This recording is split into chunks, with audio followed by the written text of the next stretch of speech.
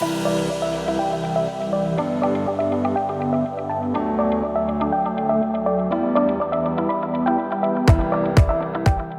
health and wellness providers, we know that better patient outcomes require a whole person, multidisciplinary approach that we just can't provide on our own. That's why I've started the Wellness Center Creators Podcast.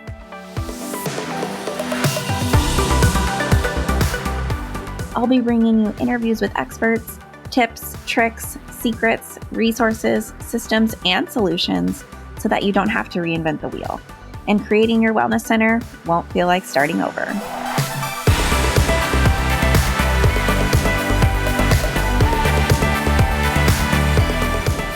Welcome back, everyone, to the Wellness Center Creators Podcast.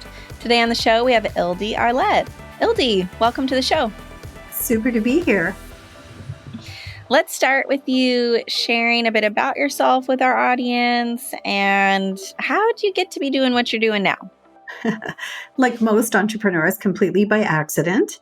So I started out as actually a customer service training company because I had made a business case study that said, all that really matters is how you serve someone.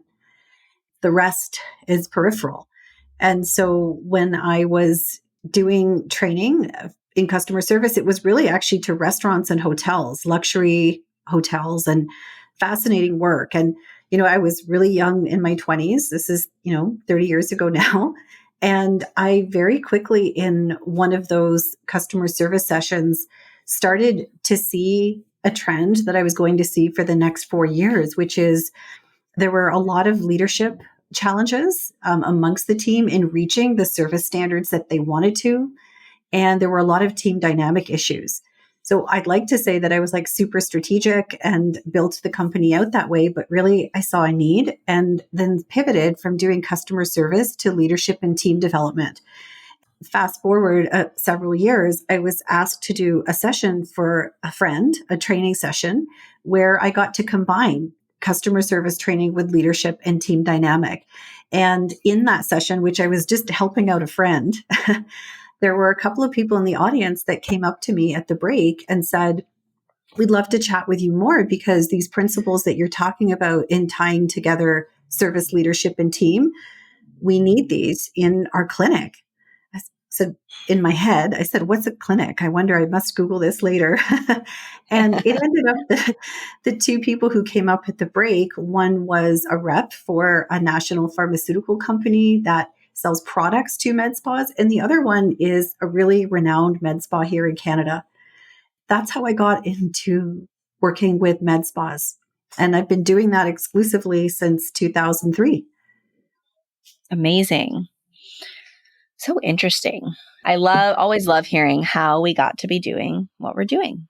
And I think you're right in that a lot of us entrepreneurs, it can happen by accident, or we start on one path and we end up on another. So I'm excited that you found your way into the world of clinics because this is where I live all the time. And I think you have a lot to share with our audience today. So what would you say are the most common mistakes you see from those running medical aesthetics clinics or med spas? Well, I can think of several of the top ones. The first one is really the tension that I think many of my clients hold between being a healthcare professional, like a physician or nurse, and then doing fee for service. Treatments, products, services for their patients. I think there's a tension there that is covered and engulfed and saturated in the two worlds of being a healthcare professional and an entrepreneur and holding that tension. And that creates, when you're asking about mistakes, the mistake of thinking you're one or the other. So physicians or nurses trying to be an entrepreneur and run a clinic, or being an entrepreneur and then forgetting that you're still a healthcare professional. And how do you want to articulate that into the world? So the mistake isn't that they are both. The mistake is not exploring the realities of the tension, the pressures that come from that, and therefore articulating their business or their brand from only one of those views, And I find that kind of pulls people off center. So they become like over medicalized, like they're going to win by the treatments and medicine that they provide. Yeah. And you just heard me literally laugh. I can't even say that with a straight face because there are tens of thousands, if not hundreds of thousands of med spas or things like it now in North America. So what we end up with is, a common question I'm asked is the market saturated?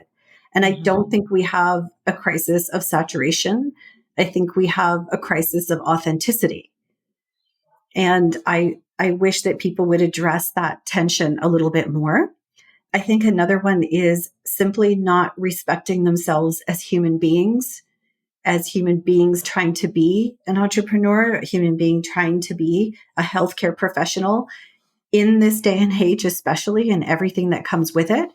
And that leads to a huge amount of imposter effect, a lot of self-doubt, not knowing where to turn, and a massive amount of isolation.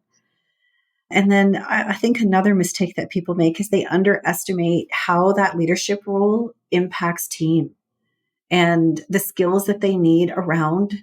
I'm just going to generalize and say working with others, but it's Yeah. sort of this moment like, holy moly. I'm not only a physician now or a clinic owner, but I'm also an employer. Somebody's texting someone else tonight going, I don't know, I have to check with my boss. Yeah. Yeah. It's like, oh, well, in your 17 years of medical school and studying, like nobody taught you that. So that's a challenge. Yeah. If we start to think about, okay, those are the challenges, what about solutions, right? So, what are some systems that you think are important to have in place for med spas, medical aesthetic practices? I know you talk about your RCI framework. I'd love to hear a little more about that. Sure. We've been using the same three-step process or framework for 30 years in our business. We, every time someone new comes along, we try and reinvent it, but we stick with the foundation. And it's simply a three-step process. That framework is know yourself, know your team, and then work towards the goal. So the thing we always want to do is go right to solutions, right? Let's solve it, let's find things, but that's working towards the goal. Like how can I increase my revenue or patient retention, or how can I minimize staff turnover? But they're missing the other two pieces, which we've added in, which is know yourself. By that I mean self-awareness, like a self-aware individual who is going through their day and their life and business journey as awake as they possibly can about all of the things that are challenging in life and work that we naturally want to avoid. So how can self-awareness be a competitive advantage to your clinic, your revenue, your patient retention, your minimizing staff turnover? Secondly, knowing your team, resources, or network. And that's where I know when you and I met, Kendall, like we were in one common network together. Mm-hmm. And I really believe in the magic of groups and people and teams. So how can they leverage the power of that team? And I don't mean like the outdated mindset, like how can we wring out the most and get the most out of our staff? I think that's still a mindset that a lot of employers and med spa owners are functioning by. So know yourself, know your team, and then work towards the goal. And what we found early on is leaders in the medical aesthetic space and all our clients who invested in getting support for their leadership, getting support for their team, somehow had a different, and if I'm going to say, easier and smoother experience working toward those goals. Yeah. So that's what we've been doing. That's what we've been using. That's the framework that works for us. And it really helps us to pause before we go straight to just solution finding. Yeah. It's so important. And, I'm sure in that process, you're helping people with right fit hiring and developing people into leadership who want to be leaders, right? Because I always talk about we, as the owner or the creator of the business, we might see people on our team that we want to be leaders or we see strengths in them, but they Mhm. have no interest in managing people or learning that skill set or becoming leaders. And so I'm sure that's part of your process as well.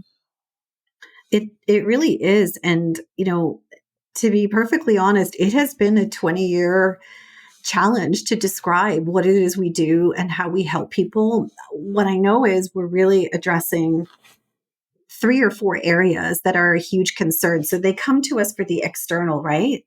Like, help me make enough money, help me keep enough money, help me have happy staff, all of those things. And what we find is really we're able to say we can do that, and let us understand what that means and looks like for you versus what the social media external world tells you it should be, because people pour a lot of time and money into building something that they really can't stand. So a few months ago, I thought we should change our Instagram profile to say, we work with medical aesthetic clinics and med spa owners, so you don't feel like you want to burn your business down every month. Yeah.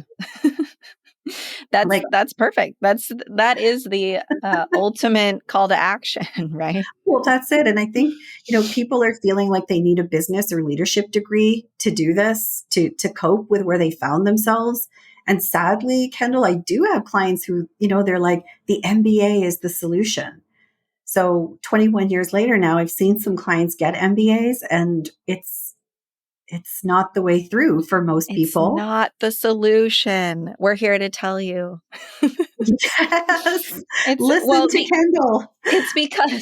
it's because of the nature of this type of industry, right? It's Yeah. this all about relationships and human beings. There's so many nuances, and the psychology. If anything, a psychology degree is what you want to get, right? Yes. The other dip that people take is they say, all right, I'm going to devote my spare time to learning marketing. Yeah, And I mean, it is a snake pit in this industry for people, like literally just, what's the word I'm looking for, targeting med spa and clinics. And if you add doctor in front of anything, often, the price just goes up 6 times. And that's fine. I'm just interested in what results have happened. Did this go how you want it? And unfortunately, it hasn't worked. So, how we said, know your team, know yourself, know your team, work towards the goal. We do a huge amount of work in teaching internal marketing. So, I just don't have a clinic anywhere, even ones that have invested like hundreds of thousands of dollars, that won around dedicating huge finances to marketing.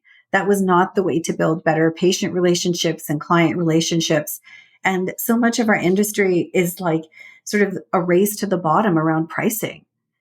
And so they're trying all these hit or miss, marketing tactics and giveaways and like endless discounting. And once you start that, it's really tough to get out of, because if you're competing on price, that's a huge challenge. And I think one of the other challenges is it's hugely isolating in this role. Like in the industry that I serve, the places to go to learn, there are some better online communities now. But they're kind of like cliquey groups or the big conferences. yeah, And those are not great places to go. They can be to meet some people, but I mean, I don't, your average listener may or may not know that people are paid to speak on that stage. So when someone says, I bought this device or I brought this product into my clinic and here's how it worked for me. I mean, I understand the world of business. People need to get paid to do it. It's just, I want to hear the rest of the story. Like, what was the biggest surprise in launching that device or product in your clinic? yeah. What do you wish you would have known before? Tell me how you got your staff on board, and tell me how this thing is working, 3 years or 3 months from the shiny brand new launch. And Mm-hmm. so we're trying to bring solutions and have a place and a structure for people to work through those things. Mm-hmm. Hey, this is Shelby from the Jane team. Jane is an all-in-one practice management software designed to save you time with features like user-friendly online booking, efficient documentation, and an integrated payment solution. Here at Jane, we know your treatment time is valuable, and you'd much rather be helping your patients and clients than filling out paperwork or chasing payment information. Jane's online intake forms help you maximize your treatment time by collecting all of the right information before your patient even walks through the door. Whether you need to collect a credit card on file, insurance billing details, or sign consent, You can customize your forms to fit your practice needs. And Jane is HIPAA compliant, so you can feel confident knowing that your patient's data is stored securely. With patient details saved directly to their profile and questionnaires to their chart, you can say goodbye to your bulky filing cabinet for good. Learn more by heading to jane.app/guide. Let's talk a little bit more about the internal marketing that you're sharing about. What do you mean by that? Share with our listeners, like, what do you really mean by internal marketing and how does that function? Sure. So it's easier to define. External marketing is everything on the outside: website, branding, logos, Instagram, all the social media platforms, even billboards, radio, magazines. There is nothing wrong with that. And there's a great debate happening in our industry around the fact that a few years ago now, many clinics started to notice that their social media was getting them more clients than word of mouth. So word of mouth, huge. That was the way that most med spas and medical aesthetic clinics grew, period. I would argue that except for a very, very tiny percentage, it's still that way. But we're being lured to say, hey, we can get you 30 new clients in 30 days. Like Kendall, my clients, administrative people who are on the phone and frontline, they are drowning in calls, admin, they are they can't handle 30, they can't handle 10 more. And so that's what's out there. People are being lured and it's shiny and sparkly. So that's external marketing. And we're talking about actions and behaviors in clinic with the clientele and patients that already know you, that already trust you, that already say, wow, I like coming here. I feel welcome. I'm getting some outcomes that I like. I feel known, seen, heard, felt. That is where the money is at. And so internal marketing means the behaviors, what we say, what we do, how we do it, systems and processes that happen on a daily basis behaviorally as habits by everyone who works at the clinic, and how that impacts retaining that person to make sure you still feel welcomed here. And also that person being able to say, hey, if you're looking to do XYZ, try this clinic. And certainly there's a ton of taboo in medical aesthetics, a lot of taboo. So it's a little bit different than some of the other aspects of healthcare. Like if someone says, oh, Kendall, I love your glasses, you're going to say, oh, thank you. I got them at so-and-so. Yeah. But if somebody says your skin looks great or you look like you have less wrinkles, I don't know. People don't go around bragging about Botox. That's very true. And so there is a bit of a challenge there yet. Those people that respect that, those everyday habits and behaviors in clinic, that's what actually builds the business, not the external marketing. And it's just, in my opinion, after 21 years, it gets too expensive and too much effort and cognitive load to even try and keep up with that external marketing. So I would like people to flip their formula and say, we used to do like 80% of our marketing effort facing outside and 20% inside. And I would like to flip it. We have a program called Clinic Transformations. It's a 5-month individual and group coaching program. And our promise is to become this in-demand clinic with a positive, everyone sells culture to keep that team and clinic growing. And the reason I shared is because the everyone sells part, describes that tension. What? You're a healthcare professional and you're selling? What's up with that? And then secondly, when I say, like, what is a positive culture where people relate sales and serving with deeply caring? Because to do it well, you have to have the skills, exactly like you mentioned, of psychology, of humanness. You have to be connected to yourself in order to connect with another person. So rather than saying, here's the 12 steps of a great cosmetic consult that converts, like anyone can do that. But then how come everyone's not doing it and converting? We're looking at, what happens at the beginning of that one-to-one meeting with that human who is going to trust that you're going to do something with their physical body. Let's start there. And how might that interaction that happens to be called a consult, how might it look, feel, what kinds of questions are asked? But on the other end, now serving this industry so long, we know what patients and clients are saying, which is you're giving me way too much detail. I'm on overload. So the confused mind says no. It says, you've done all the talking, but wait a minute. I thought we were here to talk about me and my needs as a client. And I know this sounds harsh, but the patient and client just doesn't care technically about how laser light exactly works and all of the jargon and technical parts. No, they just So want to know it's going to fix their problem that they have, you know? exactly. And maybe that they're safe, or maybe, Yeah. how you're going to support them throughout this process. And so we're trying to expand the spectrum and horizon of how people view their work, view their role in a clinic around internal marketing. So yeah, if a clinic gets a new device or new product or service and they want to promote it, 100% put it on social media, do your external marketing things. And my money, Kendall, is still on if they do 80% of their effort inside the clinic. Even if that works by 50%, they'll be able to serve more people than if they stick to traditional external marketing. I agree with you 5,000%. And, and if I could, I mean, I couldn't pay you enough money to, share this with my team, and I might have to have you share this with my team, because this is how we've been operating at Vancouver Wellness Studio since the beginning. And it started out of necessity because we have always been a private pay, out of network, multidisciplinary center healthcare clinic. Mm-hmm. And so marketing has to be different. Like the referral networks in the community are hugely important.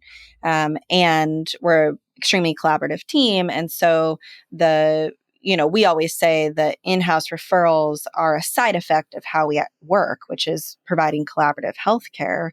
And there's no way that client is not going to feel safe, excited, and held by that environment if you truly know who you are, you know your team, you know their services, and you can really speak to the benefit of that, right? Absolutely.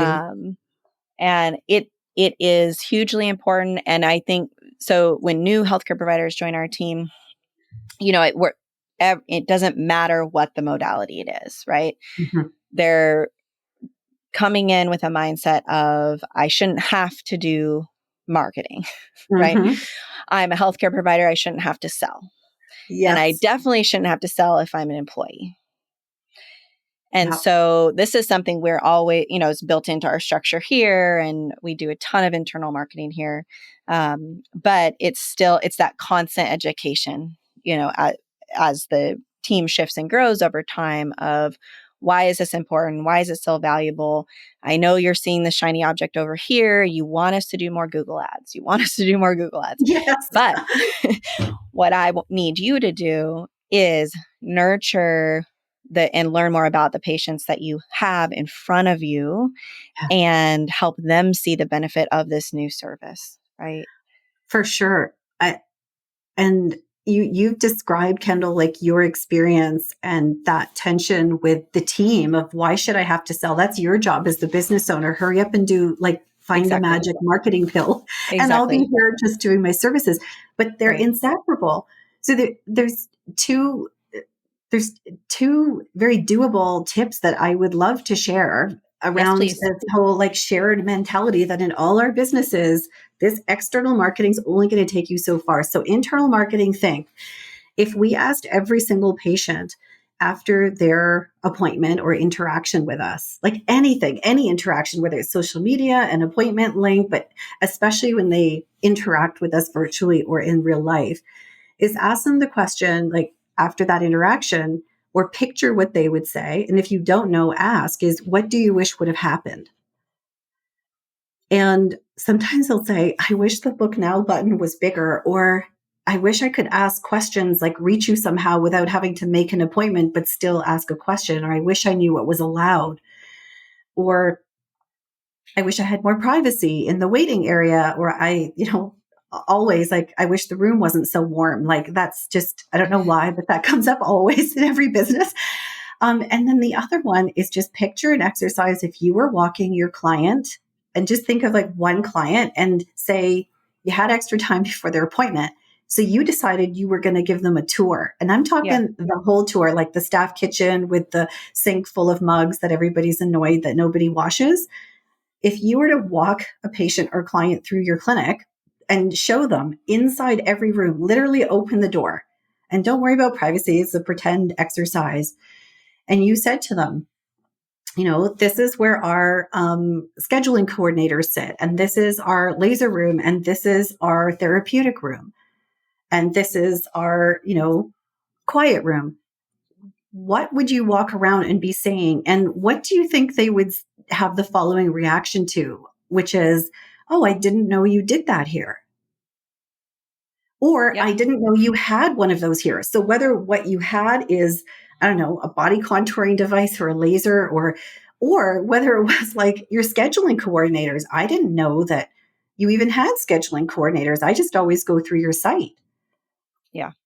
So it just helps to open our mind as we're working hard and serving people to view it from their perspective and not necessarily ours. And there I go back to originally how I started and your question, which is, what really matters is how you serve others. And Yeah. that is connected with how you see yourself and your role. And the modern day of business, yes, it used to be your and my job, Kendall, to market for our businesses and our teams show up, and that's that. And now it's a reframe, is to say, if you're part of the marketing group and the impact of our marketing, what is your role? And the answer is not nothing. I'm waiting on Kendall, or I'm nothing. I'm waiting on the physician or the practice manager. Everyone has a role, and we have to go beyond the, generic, well, my role is to help and to listen and to treat we have to go beyond that, because ultimately that's what makes our clinic and business uncopyable, Mm-hmm. is that Absolutely. blend of people and things and how we serve. Well, and it really, like everything you're talking about comes down to having a trauma-informed approach to care. And then the side effect, as I said earlier, Mm, is people trust your business and want to utilize your business more, right? So yes. everything you're talking about, like giving tours when new patients come in, this is a daily practice we have at our clinic. Like it's Awesome. built into our structure, right?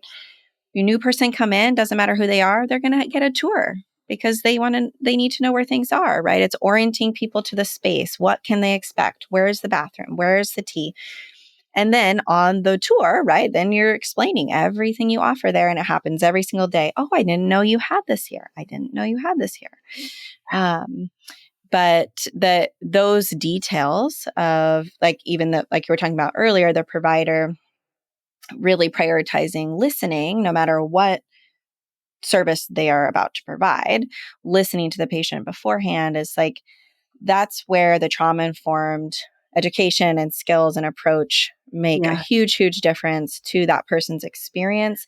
And whether they see you one time or come forever, they are out in the community saying, you know what? I had a different experience today at this Hmm. med spa. Like, I have never had that type of experience. They really heard my concerns, and I left feeling great, right? Well, that's it. And for us, let's face it, it's a outward, everything needs to look good, polished, like Insta ready type scenario. And that's gotten this industry into huge trouble because it takes the focus away. It becomes a persuasive energy. It becomes Mm-hmm. the type of salesy energy that people can see through and that staff also feel really squirmy and gross about. Yeah. And they can borrow a lot from the work that you're doing, even like Google trauma informed and like call you and say, like, what is that? What is that? Um, and to say, to me, when we train providers and clinic owners, et cetera, our clients on a consult, when they are willing to experiment with asking questions that are real and authentic, that help them better align the next step they might propose to the patient, and the patient or client says, that's a great question. Nobody's ever asked me that before. Ding, ding, ding. You've won. You've won. And that's the feeling I want people to get really craving, is that you've made someone stop and think about a part of them that they can tell you're really listening. And it's interesting, Kendall, because I just celebrated, like, this past year, my 20th year in business serving medical aesthetics. Congratulations. I'm allowed to be called a veteran and old. My industry doesn't like the word aging, but I love it. It's a rite of passage and it makes us wise and so on. But interestingly, I had a couple of calls from US clinics and a couple here in Canada that said, can you help us? Can you provide trauma-informed training? And the answer is no. Please, everyone listening, call Kendall and her team and those resources. Now I have resources, but we would never pretend to go and do that. But we can still be a resource. But I was fascinated with what makes you ask. And what was happening is they started getting they call it complaints. I call it an expression of an unmet need, to say, I came in for a skincare consultation and you guys helped me with some skincare products and laser. But now, like a month later, I'm waking up and I'm re-traumatized from the issues that I had, let's say as a teen with acne or body contouring, that re-triggered some serious issues with eating disorders for a couple of individuals. And the staff don't know how to deal with that. They might not even know how to recognize. And I would challenge to say, does anybody have anything on their intake form to check? I would also say, and step one. I'm going to go to the deep end and say, what about our own internal team? I mean, it's scary what I'm seeing out there and the lengths people are going to, in a certain percentage of med spa. It's all the things that even within the industry, we go, wow, like that's gross.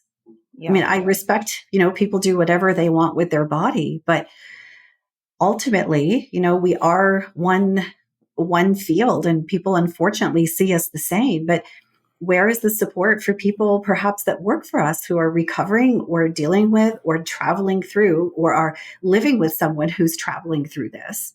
There's interesting discussions about addictions to the types of procedures that people might have.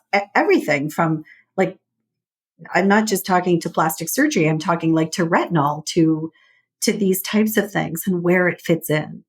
So I am encouraged that I see lots of people in the industry going way beyond like look better, feel better. I think that's a facade. And there was a time for that. I think, to your point, there's so much opportunity to educate ourselves about the human that's coming in who we're trying to connect and serve. Yeah. Ildi, I feel like we could talk all day. I love this conversation so much, and I'll have to have you back on.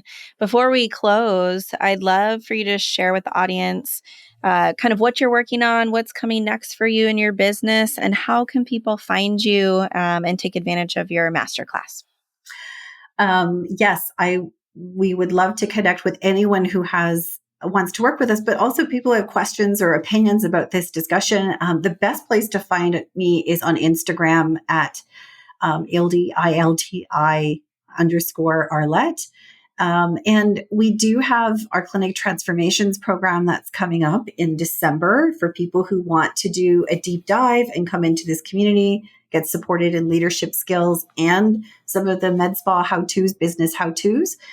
But our masterclass is coming up, and in case someone's hearing this after it's over, we're really generous with our resources. So just reach out and contact us on Instagram.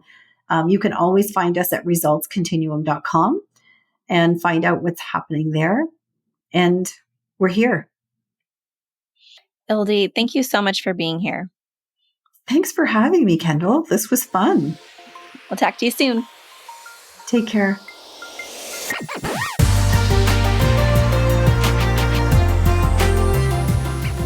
Thanks so much for listening to the Wellness Center Creators Podcast. I hope you enjoyed the episode. Please visit our website at wellnesscentercreators.com for more show notes and additional episodes. Plus, if you do have time, please subscribe to the podcast and please consider rating and reviewing the show. That will help other people find us. Thanks again for listening, and we'll catch you next time on the Wellness Center Creators podcast.